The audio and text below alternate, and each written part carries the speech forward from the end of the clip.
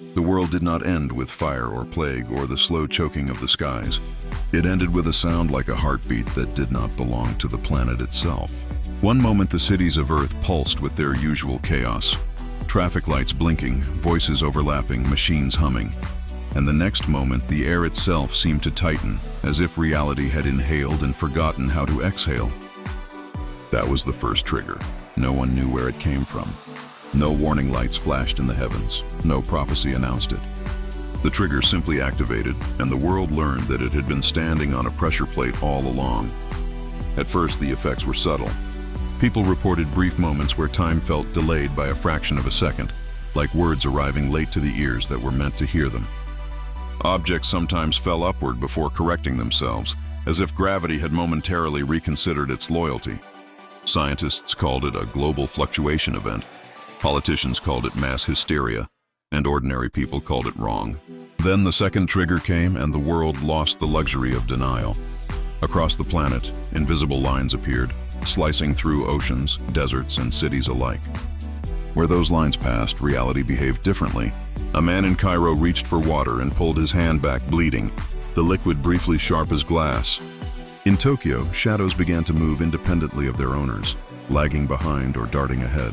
In the mountains of South America, entire valleys went silent, birds frozen in mid-flight like ornaments suspended by unseen strings. The triggers were not weapons in the traditional sense, they were switches, and someone or something was flipping them. Governments collapsed faster than anyone expected. Not because of invasion, but because control no longer meant anything. Borders dissolved when a trigger line cut through them, making laws meaningless on one side and impossible on the other. Communication satellites blinked out as the sky itself began to reject certain frequencies. The world fractured into zones, each defined not by flags or language, but by the rules that still applied within them. People called these zones fields, and living in one meant learning a new version of existence. In Field Red, heat intensified emotions until anger could burn hotter than fire. Riots there did not need leaders. They ignited spontaneously. In Field Blue, memory decayed at an accelerated rate, and communities survived only by writing everything down, even names, even love. In Field White, sound could kill.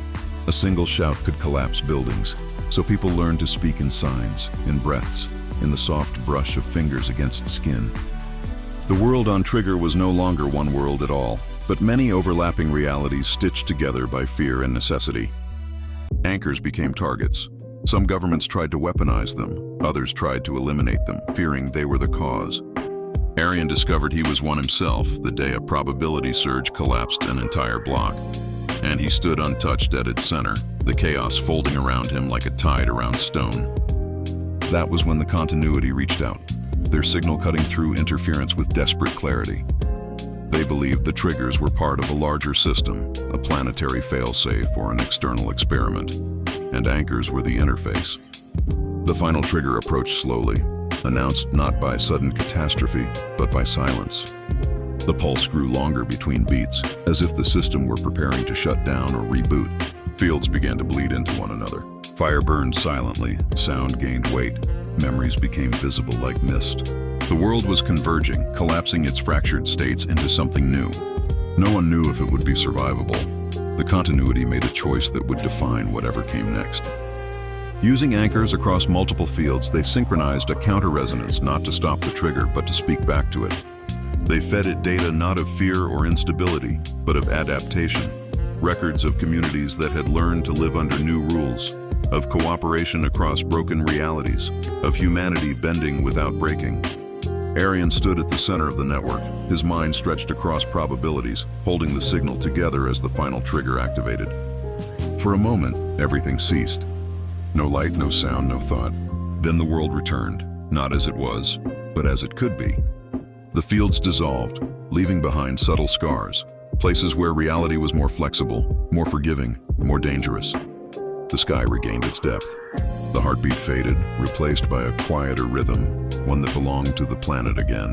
The world on Trigger did not end, it learned. Humanity emerged changed, aware that reality itself could be unstable, responsive, alive. The triggers were never meant to destroy, only to test whether a world could survive transformation without losing its soul. And as people rebuilt among the echoes of altered laws and lingering anomalies, they understood a new truth. The world was no longer something that simply happened to them. It was something they were constantly activating, with every choice, every action, every moment they decided what kind of reality they wanted to live in.